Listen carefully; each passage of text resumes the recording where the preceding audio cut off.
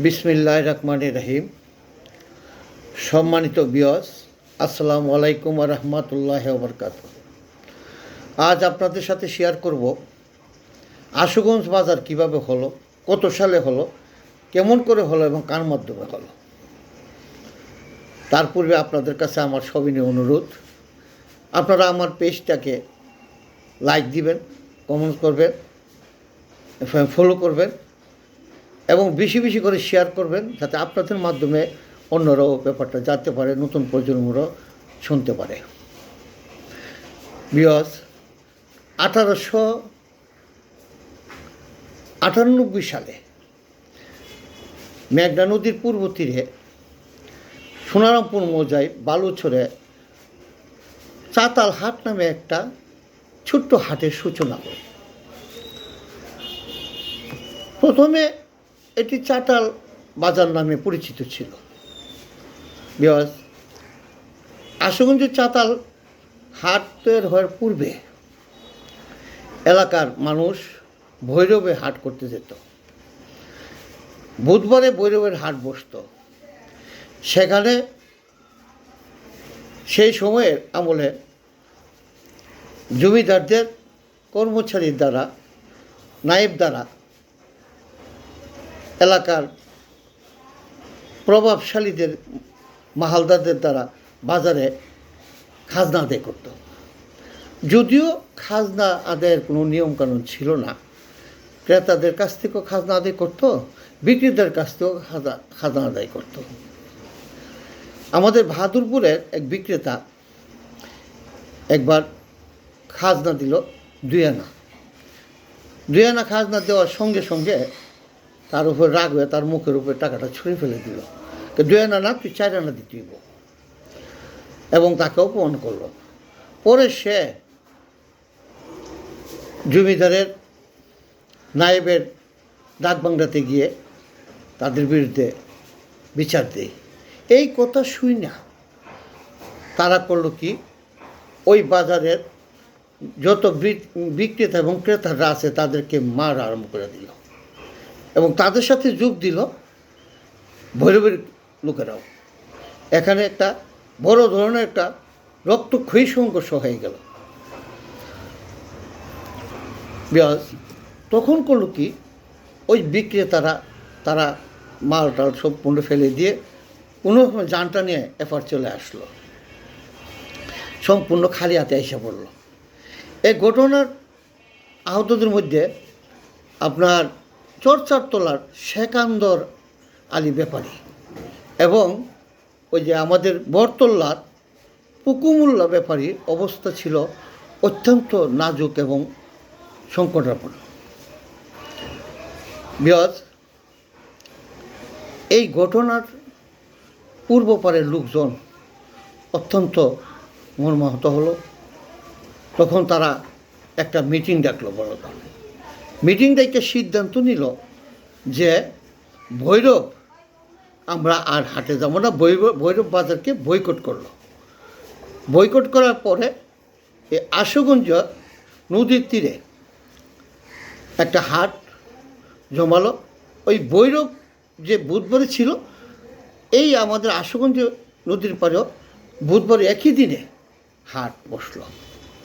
এখানে মজার ব্যাপার হইল যে বুধবারে যখন হাট বসতো তখন তারা এখানে আপনার এই হাটটাকে চাঙ্গা করার জন্য, লোক সমাগম করার জন্য প্রতি বুধবারই এখানে লাঠি খেলা এবং বাউল গানের প্রতিযোগিতা হতো।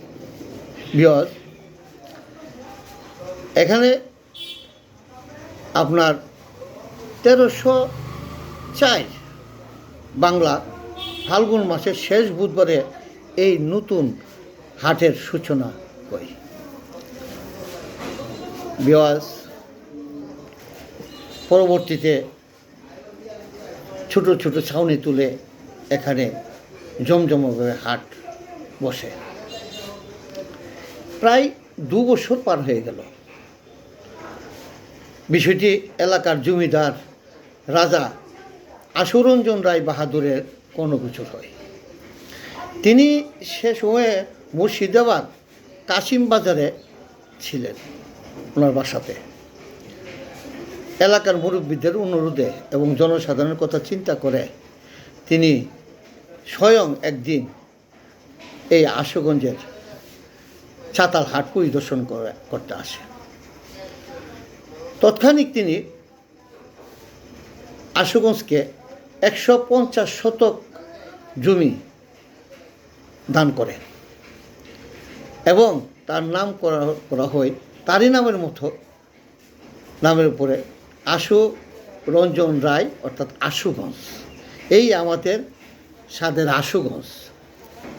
বিওয়াজ জমিদার আশুরঞ্জন রায় বাহাদুরের নির্দেশে বাজারের পূর্ব পাশে এবং পশ্চিম পাশে 2টা পুকুর খনন করা হয়।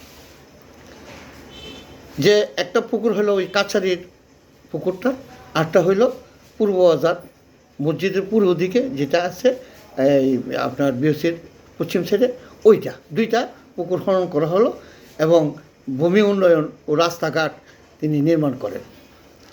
এভাবে ভৈরবের পূর্বে মেঘনা নদীর তীরে আশুগঞ্জ বাজারের গোড়াপত্তন হয়।